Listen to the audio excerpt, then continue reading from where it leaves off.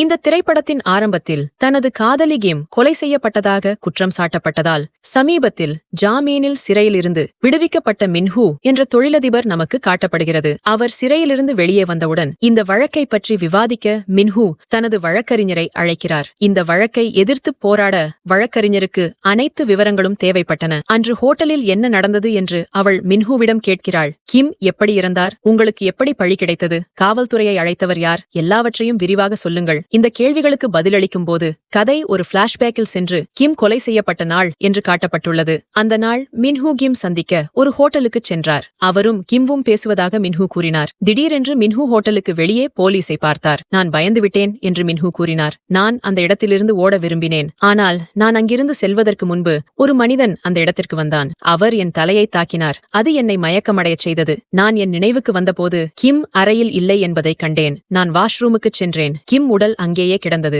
நான் எதையும் புரிந்து கொள்வதற்கு முன்பு காவல்துறையினர் அறைக்கு வந்தார்கள். நான் கொலையாளி என்று நினைத்து அவர்கள் என்னை கைது செய்தனர். அதே தற்போது வழக்கறிஞர் மின்ஹூவை பற்றி பேசுகிறார். மேலும் நீங்கள் 100% உண்மையைச் சொல்லவில்லை என்று கூறுகிறார். மின்ஹூ, நான் போலீஸ் கோப்பை பார்த்திருக்கிறேன். மேலும் அனைத்து விசாரணை அறிக்கைகளையும் எடுத்துள்ளேன். அந்த அறையில் 3வது நபரின் அறிகுறி எதுவும் இல்லை. தயவு செய்து உண்மையைச் சொல்லுங்கள். நீங்கள் மறைக்கும் அனைத்தையும் நான் அறிய விரும்புகிறேன். மின்ஹூ நீண்ட காலமாக அமைதியாக இருக்கிறார். பின்னர் வழக்கறிஞர் அவருக்கு ஒரு பையனின் படத்தை காட்டி, இந்த பையனை உங்களுக்கு தெரியுமா என்று அவரிடம் கேட்கிறாரா? அவர் சில நாட்களுக்கு முன்பு மறைந்துவிட்டார். மின்ஹூ இந்த படத்தை பார்த்தார். அவரை அடையாளம் காண மறுத்துவிட்டார். ஆனால் நீங்கள் உண்மையைச் சொல்கிறீர்கள் என்று வழக்கறிஞர் அவரிடம் சொன்னபோது மின்ஹூ இந்த சிறுவனின் கதையை சொல்லத் தொடங்கினார். கதை மற்றொரு பிளாஷ்பேக்குக்குச் சென்றது. சில மாதங்களுக்கு முன்பு மின்ஹூ தனது காதலி கிம் சந்திக்கப் போகிறார் என்று எங்களுக்கு காட்டப்பட்டது. மின்ஹூ திருமணம் செய்து கொண்டார். இப்போது இந்த உறவின் காரணமாக அவர் தனது மனைவியை ஏமாற்றியதாக வருத்தப்பட்டார். எனவே அவர் தனது காதலி கிம்மிடம் இந்த உறவை விரைவில் உடைப்பார் என்று கூறுகிறார்.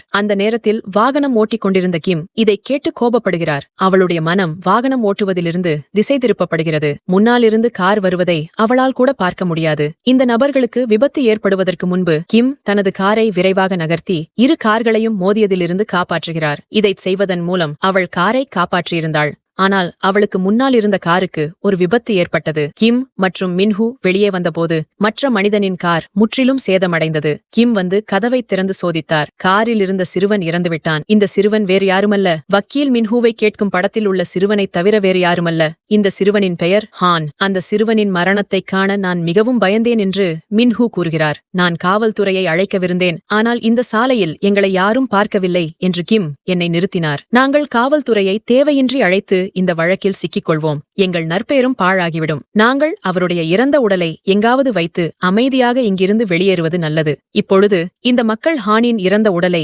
எங்காவது வைப்பதற்கு முன்பு ஒரு போலீஸ் கார் இங்கு வருகிறது. போலீஸ் காரை பார்க்கும்போது மின்ஹூ மீண்டும் பயந்துவிட்டார். ஆனால் கிம் பயப்படவில்லை. காவல்துறையினர் இங்கு வந்து விபத்து காரை பார்த்தபோது அவர்கள் என்ன பிரச்சனை என்று கேட்டார்கள். கிம் மிகவும் எளிதில் பொய் சொன்னார். எங்களுக்கு ஒரு விபத்து ஏற்பட்டது. எங்களுக்கிடையில இந்த விஷயத்தை நாங்கள் தீர்த்துள்ளோம். அதாவது விபத்து ஏற்பட்ட அவருக்கு முன்னால் இருந்த கார் ஹானின் கார் அல்ல, ஆனால் மின்ஹூவின் கார் என்று அவர் போலீசாருக்கு முன்னால் பாசாங்கு செய்தார். காவல்துறைக்கு முன்னால் அவர் தனது கார் காப்பீட்டு நிறுவனத்தையும் அழைத்தார். இதன் காரணமாக காவல்துறைக்கு எந்த சந்தேகமும் இல்லை. போலீஸ் அங்கிருந்து வெளியேறினார். காவல்துறையினர் வெளியேறியவுடன் கிம் மின்ஹூவிடம் சொன்னார், எங்கள் உறவு முடிவடைய வேண்டும் என்று நீங்கள் விரும்பினீர்கள் இல்லையா? இன்று முதல் எங்கள் உறவு முடிந்துவிட்டது. இங்கே என்ன நடந்தது என்பது எங்கள் உறவு ஒரு ரகசியம் போலவே எங்களுக்கிடையில் இருக்கும் ஒரு ரகசியம். வெளியேறும்போது நீங்கள் இங்கிருந்து ஹானின் காரை எடுத்துக் கொள்ளுங்கள். மின்ஹூ ஹானின் காரை எடுத்து அங்கிருந்து புறப்பட்டார். அதே நேரத்தில் கிம் சென்று தனது காரில் அமர்ந்தார். ஆனால் விபத்து காரணமாக இந்த கார் தொடங்கவில்லை. அதிர்ஷ்டவசமாக ஒரு வயதானவர் அங்கு கடந்து சென்றார். அவர் கிம் கேட்டார்,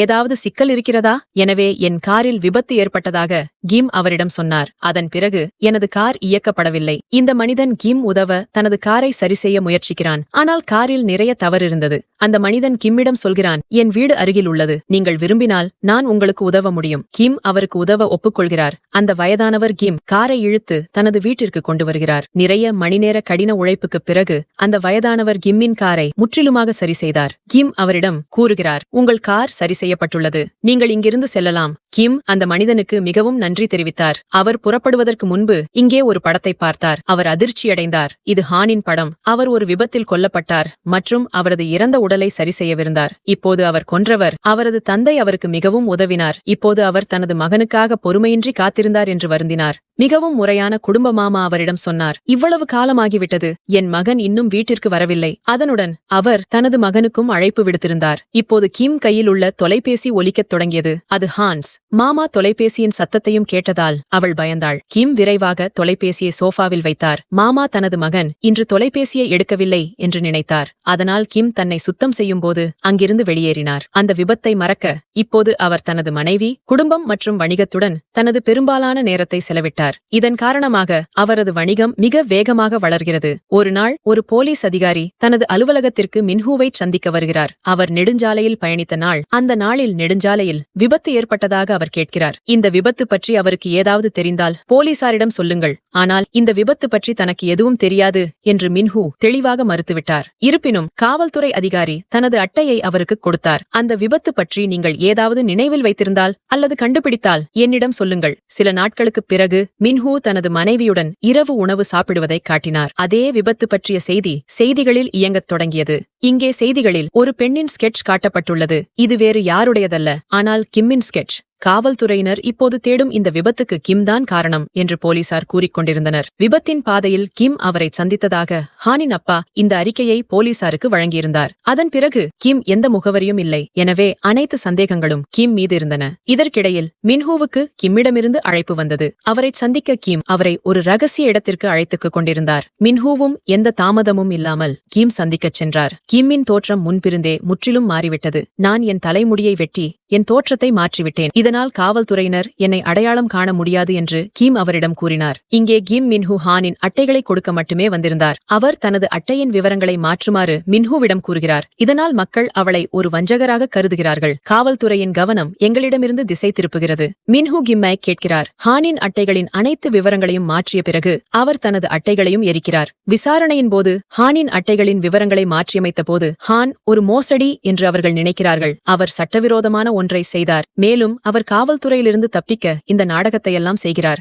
அவர் காணாமல் போனது அவரது திட்டமும் என்று போலீசார் நினைத்தனர். அதேபோல் இந்த வழக்கு மூடப்பட்டது. மேலும் மின்ஹூவும் நிறைய தளர்த்தப்பட்டது. இப்போது முடிந்தவரை வணிகத்தில் கவனம் செலுத்துவதால் மின்ஹூவின் வணிகமும் நாளுக்கு நாள் வளரத் தொடங்கியது மற்றும் நிறைய லாபம் ஈட்டத் தொடங்கியது. மறுபுறம் ஹானின் தந்தை மீண்டும் ஹானை கண்டுபிடிக்க போலீசாரிடம் கேட்டுக்கொண்டார். ஹான் ஒரு மோசடி அல்ல என்று அவர் போலீசாருக்கு உறுதியளித்தார். அவர் ஹானின் அனைத்து பழைய ஆவணங்களையும் அவர்களுக்கு காட்டினார். மேலும் ஆதாரங்கள் ஹானுக்கு எதிராக நடந்தால் ஹான் சிக்கலில் இருப்பதாக அர்த்தம் என்று கூறினார். மீண்டும் விசாரணையை செய்யுமாறு ஹானின் தந்தை போலீசாரிடம் கேட்டுக்கொண்டார். ஹானின் கார் கடைசியாக காணப்பட்ட அந்த காட்டை பாருங்கள். ஹானின் தந்தையின் வேண்டுகோளின்படி போலீசார் இந்த வழக்கை மீண்டும் திறந்து விசாரணையை தொடங்கினர். இரவில் கூட அவர்கள் காட்டில் தேட வெளியே சென்றார்கள். காட்டில் இரவு முழுவதும் தேடிய போதிலும் அவர்களுக்கு எந்த ஆதாரமும் கிடைக்கவில்லை. மறுநாள் காலையில் ஹானின் தந்தை வீட்டிற்கு வந்தபோது அவரது மனைவி வாசலில் மயக்கத்தில் படுத்துக் கொண்டிருப்பதைக் கண்டார். ஒருவேளை அவள் ஹானின் வழியை பார்த்து சோர்வடைந்து மயக்கமடைந்தாள்.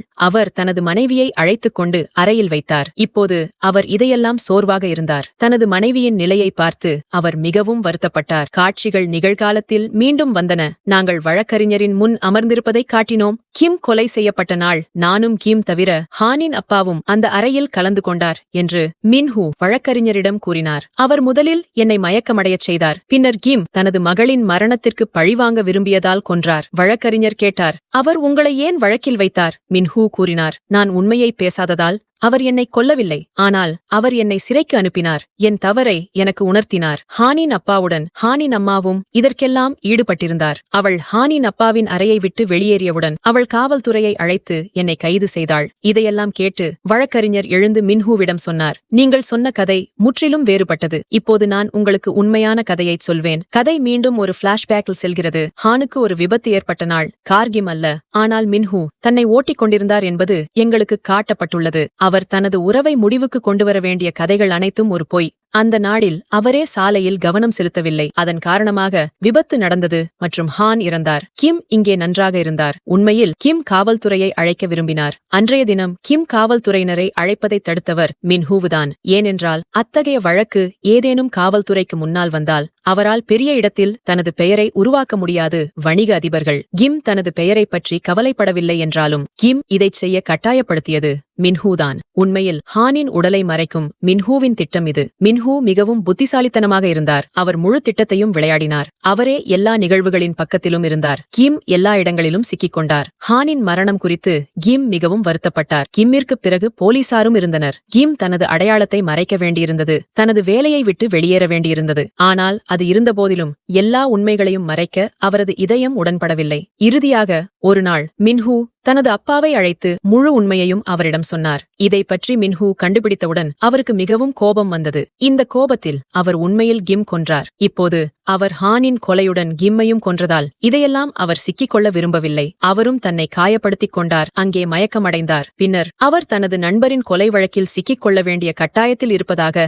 இந்த நாடகத்தை செய்தார். அவள் மின்ஹூவிடம் சொல்லிக் கொண்டிருந்தாள். மின்ஹூவின் வாய் அகலமாக திறந்திருந்தது. வக்கீல் முழு உண்மையையும் எவ்வாறு அறிந்திருந்தார் என்பதை அறிந்து அவர் ஆச்சரியப்பட்டார். மின்ஹூ ஒருபோதும் முழு உண்மையையும் யாரிடமும் சொல்லவில்லை என்றாலும் இங்கே வழக்கறிஞர் அவரிடம் கூறுகிறார், திரு மின்ஹூ பற்றி கவலைப்பட வேண்டாம். நான் இன்னும் உங்களுடன் இருக்கிறேன். உங்கள் வழக்கை எதிர்த்து போராட நான் தயாராக இருக்கிறேன். ஆனால் சொல்லுங்கள், ஹான் மற்றும் ஹானின் காரை நீங்கள் எங்கே மறைத்தீர்கள்? எதையும் மறைக்க ஹானுக்கு வேறு வழியில்லை. அவர் தனது காரை ஒரு ஏரியில் மூழ்கடித்திருந்தார். இங்கே மின்ஹூ மிகவும் வேதனையான ஒப்புதல் வாக்குமூலம் அளிக்கிறார். நான் ஹானின் காரை ஏரியில் வீசச் சென்றபோது ஹான் காரில் உயிருடன் இருந்தார். அவர் தனது உயிருக்கு என்னிடம் கெஞ்சிக் கொண்டிருந்தார். ஆனால் என்னால் ஆபத்தை எடுக்க முடியவில்லை. நான் அவரை விட்டு வெளியேறியிருந்தால் நான் மீது குற்றம் சாட்டப்பட்டிருப்பேன். அதனால்தான் நான் அவரை தண்ணீரில் உயிருடன் எரிந்துவிட்டு அவரை கொன்றேன். மின்ஹூவிடம் இதைக் கேட்டு ஹான் உயிருடன் இருப்பதாக வழக்கறிஞர் கூட அதிர்ச்சியடைகிறார். விபத்தில் ஹான் கொல்லப்பட்டார் என்று அவர் நினைத்தார். மின்ஹூ மிகவும் கொடூரமானவர் என்று வழக்கறிஞர் நினைத்துக் கொண்டிருந்தார். அவர் ஒரு சிறுவனை கொன்றார். இப்போது வழக்கறிஞர் அவருக்கு முன்னால் ஒரு வரைபடத்தை வைத்து